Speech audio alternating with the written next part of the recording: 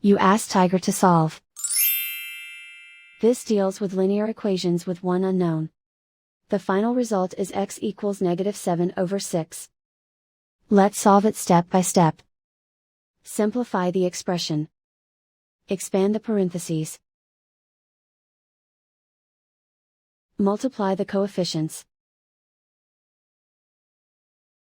Simplify the arithmetic. Combine like terms. Group all constants on the right side of the equation. Subtract 28 from both sides. Simplify the arithmetic.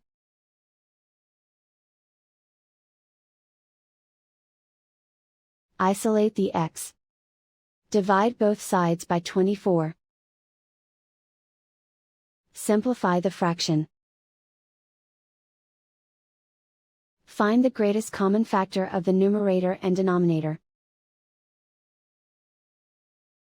Factor out and cancel the greatest common factor.